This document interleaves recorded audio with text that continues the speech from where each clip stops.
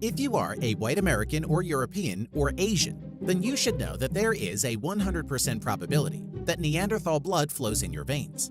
More than that, there is also a chance that part of your physical, psychological, social, and physiological traits are not yours and purely human, but were inherited from Neanderthals.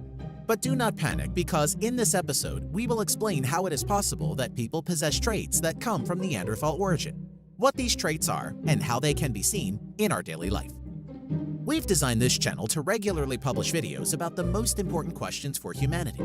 So subscribe to our channel, and if you do not want to miss any important videos, click the bell button.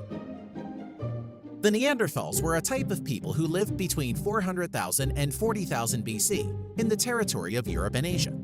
The first skull of a Neanderthal was discovered in Belgium in 1829, and it was named after the Neander Valley in Germany, where the third skull of a Neanderthal was discovered. Initially, scientists believed that the Neanderthal were not humans, but an intermediary link between apes and man, and for this reason, some were calling them Homo stupidus, meaning stupid man, which later on proved to be wrong. The Neanderthals made different kinds of tools, had medical knowledge, and maybe also religious ideas, and the size of their brain was even bigger than that of people today. So the big brain of a Neanderthal had a volume of 1,600 cubic centimeters, while our human brain only has 1,400 cubic centimeters. The Neanderthals had 35% more muscle mass than people today and reached sexual maturity at the age of 9, while their average lifespan was less than 23 years. This means that if the Neanderthals had lived today, they would have died exactly after graduating college. This is not funny at all. Scientists have determined that the common ancestor of humans and the Neanderthals lived 700,000 years ago, and until the Neanderthals disappeared 40,000 years ago, they interbred with humans 3 times. First time with the ancestors of all non-Africans, second time with the ancestors of Europeans and Asians, and the third time with the ancestors of East Asians. The result of these interbreedings was that 20% of the total genetic code of the Neanderthals has been preserved in humans until today. And as shown by a study from 2016, every person carries in themselves 2 to 3% of the Neanderthal genetic code. In other words, all people except Africans are not pure sapiens, but carry in them 2 to 3% of Neanderthal blood. And in the past, this percentage was even higher. For example, Utsi, the Iceman who lived 5,300 years ago and whose mummy has been excellently preserved, was 5.5% Neanderthal. Although the Neanderthals died 40,000 years ago because of climate, disease, and wars with people, they continue to live in almost every one of us. Now, let us see what traits we have inherited from the Neanderthals.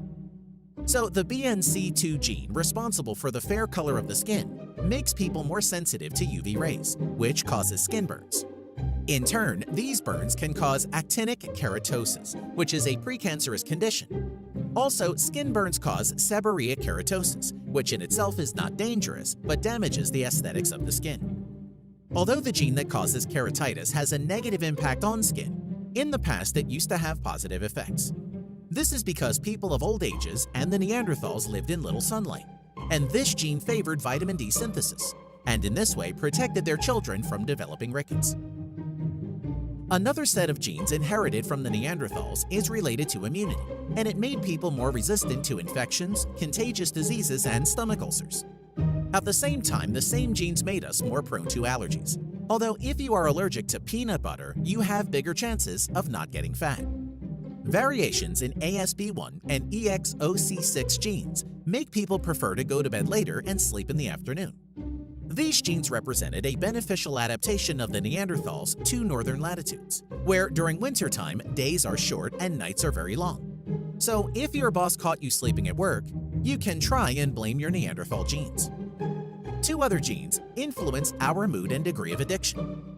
The gene CDH6 makes people more depressed, indifferent, and inclined towards loneliness, while SLC6A11 increases addiction and can make people become smokers. In other words, if you possess this Neanderthal gene, the probability that you will become a smoker is very big. And if you are already a smoker, then this may be due to the Neanderthal genes. Mutation in the SELP gene increases the tendency of blood clot formation. A bad thing nowadays, but definitely a good thing in the past, because better blood coagulation stopped bleeding faster and prevented infections, increasing the rate of survival and lifespan, since in order to get food, Neanderthals had to fight with wild beasts. Nowadays, the negative effect of this gene is seen also in the fact that it raises the risk of stroke, pulmonary embolism, and pregnancy complications.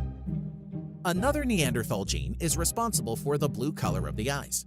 And although not all people with blue eyes owe it to the Neanderthals, because this color has also evolved on its own in humans, still we can say that some people have blue eyes due to their Neanderthal ancestors. Regarding some other genes, it is known that they can increase the risk of many diseases, such as lupus, biliary cirrhosis, Crohn's disease, and type 2 diabetes. On the impact of some other genes of Neanderthal origin, not enough light has been shed yet, but it is known that they have an influence on the occurrence of psychiatric and neurological disorders, gastronomic preferences, schizophrenia, rheumatoid arthritis, and accumulation of fat. The issue is still under research. These would be the traits that we have inherited from our Neanderthal ancestors. Although nowadays a part of these features influences our life in a negative way, we should keep in mind that in the past they were useful for the Neanderthals and vital for their survival. Please do not panic if this information scares you. Scientists reassure us that although the influence of the Neanderthal heritage has quantifiable effects, it still represents a very small risk for us. If you have reached the end of this video, it means that you are interested in the science of genetics. So study this magnificent science starting with yourself. Do your own DNA test with Ancestry DNA, the best test of this type. It will help you learn not only who your ancestors were and where they lived, but also discover the roots of their migration and their daily life. Do not hesitate. 10 million people have already done this test. You will find the link to the DNA test in the description. Thank you for staying with us till the end. If you like this video, support us with a like, and for more great content, subscribe to our channel. See you soon.